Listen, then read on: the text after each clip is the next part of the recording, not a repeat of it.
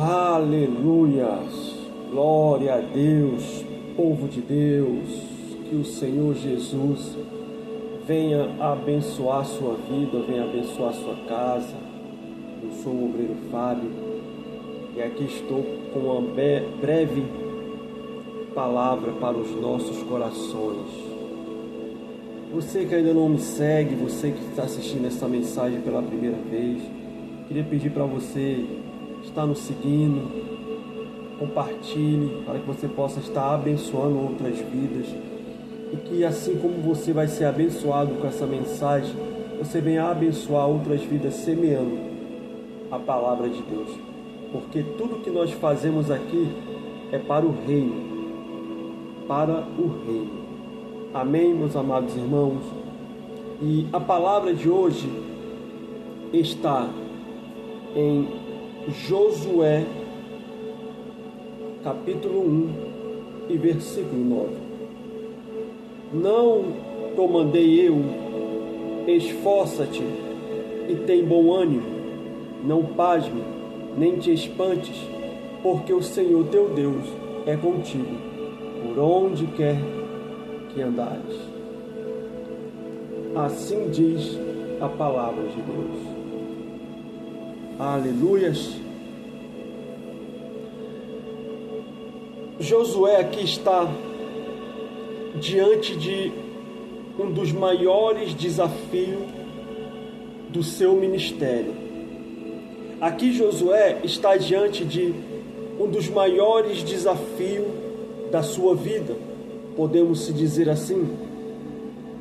Mas por que Josué está diante de um dos maiores desafios da sua vida e até mesmo do seu ministério? Observe que Deus envia essa palavra a Josué diretamente para ele. E Josué aqui, ele está com um dos grandes desafios diante dos seus olhos: assumir o posto de um dos maiores líderes daquele povo. Josué estava assumindo o lugar de nada mais, nada menos, o libertador, o profeta daquele povo, por nome de Moisés. E diante do desafio a qual Josué foi chamado, naturalmente Josué, ele sentiu medo, temor. E por que eu falo assim? Se nós observarmos, observe, porque para Deus mandar uma palavra como essa diretamente para o seu servo: não te mandei eu, esforça-te, tem de bom ânimo, não pasme e nem te espantes, porque o Senhor teu Deus é contigo, por onde quer que andares. Naturalmente Josué sentiu medo, sentiu temor. E sentir medo, sentir temor a Deus, irmãos, não é errado, não é pecado. Quem aqui nunca sentiu medo ou temor diante de uma missão a qual Deus colocou nas nossas mãos? Aquele que nunca sentiu medo, atire a primeira pedra, mas observe. E por que eu falo que ele sentiu medo? Porque para Deus enviar uma palavra dessas para ele, provavelmente ele se sentiu incapaz. Provavelmente ele se sentiu que não poderia dar conta do recado, vamos dizer assim. Provavelmente Josué, ele sentiu medo, porque ele sabia o tamanho da responsabilidade a qual estava sendo entregue em suas mãos. Ele sabia que naquele momento, a partir daquele momento, ele não poderia mais contar com Moisés, porque o Senhor havia recolhido Moisés. O tempo de Moisés havia passado. O tempo de Moisés, o ministério de Moisés na terra havia se findado. Naturalmente, é o ciclo da vida. E agora chegou o momento de Josué. Chegou o momento de Josué exercer o seu ministério. Chegou o momento de Josué dar continuidade a tudo aquilo a qual Moisés o havia lhe ensinado. E ele sentiu-se incapaz. Mas por que ele se sentiu incapaz? Ele sabia o peso, a incumbência a qual estava sobre os seus ombros, porque ele conviveu com Moisés. Ele foi discípulo de Moisés. E Moisés, sabendo que aquele dia chegaria, para isso Moisés começa a discipular Josué. Ele começa a preparar Josué. Então, o dia chegou. O dia de Josué colocar em prática tudo aquilo que ele havia aprendido com o seu mentor aqui, no caso Moisés. Ele sentiu medo, ele se sentiu incapaz. E se nós compararmos o chamado de Josué e Moisés, ambos se sentiram incapazes, porque quando Deus na sarça ardente fala com Moisés, o que ele fala? Senhor, a minha voz não é adequada para o que o Senhor quer que eu fale. Umas traduções dizem que ele era fanho, outra gago. Mas ele sentiu o quê? Medo. Ele sentiu o quê? Temor. É normal do ser humano, é normal do homem, da mulher, de Deus, quando nós recebemos uma missão do Criador, é normal. Mas o que fazer diante do medo, diante do temor a qual o Senhor nos colocou uma responsabilidade? Eu costumo dizer que o medo, ele tem que ser substituído pela palavra. Vou repetir. O medo, ele tem que ser substituído pela palavra. E aqui foi o que Deus fez. Deus estava substituindo, estava tirando, arrancando o medo a qual Josué estava sentindo, para ele prosseguir, para ele continuar o ministério de Moisés. Porque eu creio que por um momento, a uma certa idade, a um certo tempo do seu ministério, Deus falou com Moisés: pensamentos meus.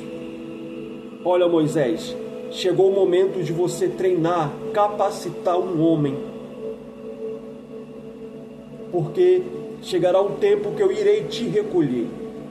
Chegará um tempo que você vai ser recolhido da terra, mas para isso você precisará mentorar alguém, ensinar alguém tudo aquilo que você aprendeu comigo, de forma prática, concisa e constante.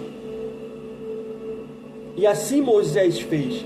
Se você pode observar que muitos das missões a qual Moisés ia, até mesmo quando ele ficou 40 dias e 40 noites no monte, quem estava lá esperando ele? Josué. Sempre Josué estava ali do lado dele, porque ele estava sendo capacitado, ele estava sendo preparado. E o que eu quero dizer com isso? Você que foi chamado para uma missão, você que foi chamado para fazer a obra do reino de Deus, não se preocupe, não sinta medo, porque o medo, ele é natural do homem. Sentir medo é natural. Sentir temor é natural. Mas primeiro Deus chama e depois Ele capacita. Se Ele te chamou, Ele vai capacitar você. Ele vai instruir você. Ele vai colocar alguém do seu lado para te ensinar as coisas espirituais do reino.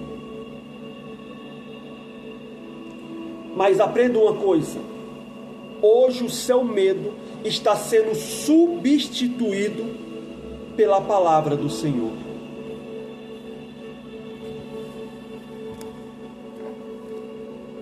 Não te mandei eu?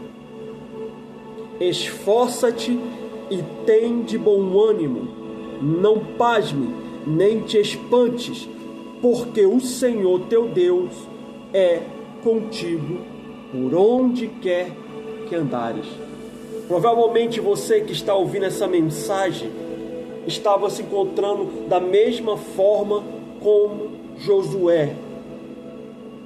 Talvez você nesse momento está na sua casa se perguntando: meu Deus, e agora o que será de mim? Acalma, confia no Senhor, porque hoje essa palavra ela vem de encontro a você para tirar o medo e ser substituído pela palavra. Hoje o Senhor teu Deus, Ele arranca o medo de você e substitui o medo pela palavra. Aleluia, aleluia. Se essa palavra, meu irmão, está falando contigo, ative as notificações, ative o sininho para quando houver mais conteúdo nesse canal, você possa ser abençoado. Compartilhe esta live, compartilhe esse banquete espiritual, a qual está sendo compartilhado com você. Porque eu creio que você está sendo abençoado, eu creio que você está sendo impactado, eu creio que o Senhor, o Espírito Santo de Deus, está falando contigo. Ei, ministro, ei, meu filho, ei, minha filha, ei, meu servo, ei, minha serva. Chegou o momento de você se posicionar e dar início e dar continuidade ao seu ministério, ao seu chamado. Nós somos bons em dar desculpas. Nós somos bons em dar desculpa em tudo aquilo que envolve o reino. Mas muitas das vezes a nossa desculpa, a sua desculpa, atrasa o seu processo, atrasa o seu crescimento espiritual. Nós vamos ver pessoas estagnadas, paralisadas, por dar desculpas. E esse é chegado o momento de você parar de dar desculpa, parar de deixar as coisas do reino para depois. A prioridade será sempre do reino. E as demais coisas lhe serão acrescentadas. Está preocupado por quê, meu irmão? Está preocupado por quê, minha irmã? Olha, quando Deus, Ele ferveu dentro do meu coração,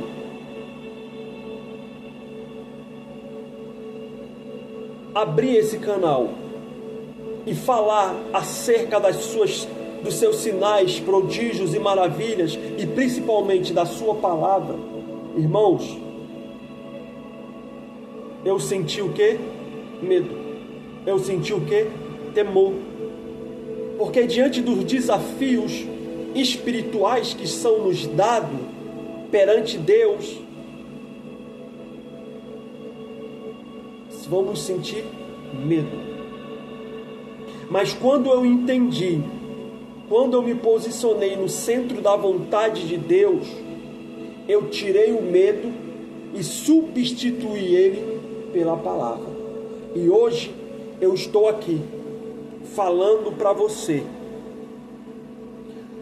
A palavra de Deus disse: não te mandei eu? Seja forte e corajoso, porque o Senhor teu Deus será contigo. Muitos que aqui vão ouvir essa mensagem, muitos que aqui vão assistir esta mensagem, siga esse canal, meu irmão. Ajude o servo de Deus a crescer. Ajude, deixe o seu comentário, deixe o seu like. Honre a minha vida, honre o meu ministério, porque com essa mensagem, com essa palavra, eu estou honrando a sua vida, eu estou honrando o seu ministério. Vamos juntos pregar a palavra. Vamos juntos espalhar, semear a palavra de Deus para línguas, povos, línguas, tribos e nações. Porque essa plataforma a qual o Senhor entregou na mão dos seus filhos é para proclamar, é para pregar as boas novas. Quantas pessoas não conseguem sair de casa? Quantas pessoas depressivas estão nesse momento me ouvindo, me assistindo? Quantos ministros estão depressivos, estão nesse momento me ouvindo? É chegado o tempo, é chegado o reino de Deus dentro da sua casa. É chegado o reino de Deus dentro da sua casa. E perante as suas lutas, os seus desafios, a qual você encontrou durante a sua caminhada, durante o trajeto da sua caminhada,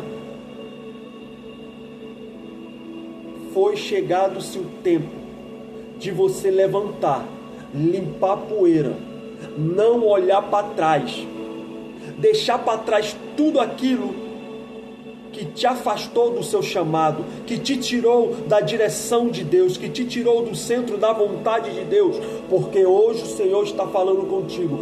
Eis que eu faço nova todas as coisas no meio do meu povo. Perceba que quando o filho pródigo, ele sai da casa do pai, e ele vai viver a sua vida dissolutamente, chega um momento em que ele olha para a sua situação, um estado deplorável,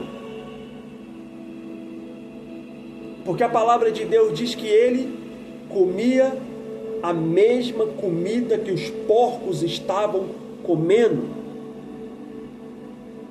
Espiritualmente falando, quantos e quantas pessoas se encontram nesse momento? A palavra de Deus diz que ele comia bolotas de porco, a mesma comida que os porcos comiam.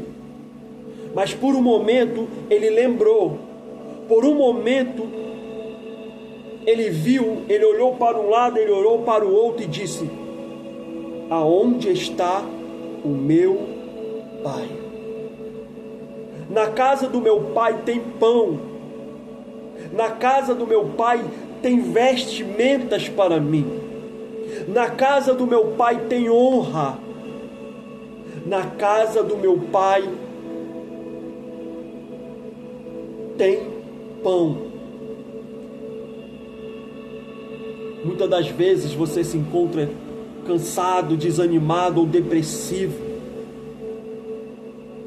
E por esses dias, você se encontrou dessa mesma forma, dessa mesma maneira que o filho pródigo.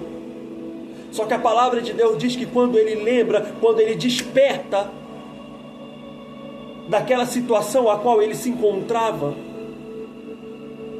ele se levanta, ele limpa a sua poeira e ele vai de encontro ao Pai. E a palavra de Deus diz que quando ele chega de frente com o seu portão, quem estava esperando ele? Os seus irmãos? Os trabalhadores do seu pai? Não. Quem estava esperando o filho pródigo era o próprio pai. O pai não havia esquecido dele. O pai não havia esquecido dele. Mas o seu pai não podia impedir, o seu pai não poderia interferir nas decisões dele. Foi-lhe dado o livre-arbítrio. Assim foi Deus contigo. Porque por muitas das vezes você colocou Deus, a culpa em Deus. Foi Ele que me permitiu estar aqui. Outra hora eu estava no altar pregando, louvando, ministrando, fazendo a obra. Mas agora eu estou aqui. Por quê? Mas o pai, ele não poderia interferir nas suas decisões. O pai, ele não poderia interferir nas suas escolhas. O pai, ele te deu o livre-arbítrio para você fazer as suas escolhas. Mas perceba, assim como o filho pródigo, ele volta à casa do pai. Quem o esperava? Não era o seu irmão. Não eram os trabalhadores do seu pai. Era o próprio pai. E a palavra de Deus diz que o pai corre de encontro a ele, abraça ele, e ali ele faz uma aliança com o seu filho. Ele coloca o anel, representando uma nova aliança, representando um novo ciclo na vida do filho, a qual ele não havia esquecido. E o pai sabia que um dia ele voltaria. O pai sabia que para onde ele estava indo era um lugar de momento. Era preciso o filho pródigo passar por aquele momento, por aquele ciclo. Porque muitas das vezes o pai aconselha, o pai fala, mas o filho entra em um ouvido e sai no outro. E por o filho não dar ouvido ao conselho do pai, ele acaba tomando as suas próprias decisões. E no meio dessas decisões haverá as consequências, haverá os frutos. E o que acontece? Ele chega em um estado deplorável. Mas era preciso que o filho passasse por isso. Por quê? Porque o pai tentou ensinar, o pai tentou aconselhar. E o filho, por ser o filho mais novo, ele não deu ouvido ao pai. Só que, perceba uma coisa, ele aprendeu da pior forma, ele aprendeu da pior maneira. O ser humano, nós, o homem e a mulher, estamos propícios a errar. Nós estamos propícios a fazer as nossas escolhas. E muitas dessas escolhas, qual nós fazemos, perante o pai, ele sabe as consequências. Perante o pai, ele sabe o que aguarda ele, o que espera ele. Aleluias. Mas quando o pai, ele observa o seu filho voltando, ele vai de encontro. O pai está esperando por você. O pai, ele não esqueceu de você. Tudo isso que você está vivendo é consequência das suas escolhas. É consequência das suas decisões. São os frutos a qual você plantou. E agora os frutos que você está colhendo são frutos amargos. Mas aprenda uma coisa. Tudo isso foi bom porque você aprendeu que sem o pai você não é nada. Sem o pai você não chega a lugar nenhum. Sem o pai você é totalmente dependente do pai. Hoje você se encontra no mundo, você tem um chamado, existe uma palavra, existe uma promessa sobre a sua vida. E essa promessa é o seu chamado. Enquanto você estiver vivo, enquanto você estiver com o fôlego de vida, e você entender que Deus te perdoou, que Deus te perdoa, meu filho, minha filha, Ele vai estar te esperando para colocar um anel novo no seu dedo. Alianças serão renovadas, alianças serão refeitas perante o Senhor e você. Muitos de nós fazemos as nossas escolhas, e muitas das vezes Deus, Ele vai usando os seus filhos, Ele vai nos dando a palavra, Ele vai nos orientando, Ele vai nos alertando, mas Deus, Ele nos dá o livre-arbítrio para fazermos as nossas escolhas, tomarmos as nossas decisões. Porque não adianta, irmão, sempre o homem, sempre a mulher, ele vai fazer as suas escolhas. A decisão sempre vai partir dele, a última decisão vai ser dele. Mas hoje o Senhor está falando contigo. É tempo de se levantar. É tempo de se levantar, limpar a poeira e dar continuidade ao seu ministério, ao seu chamado. Porque percebam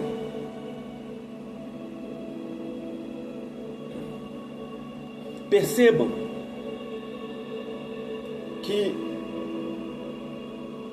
em muitos cemitérios ali desceram as sepulturas, sonhos, projetos.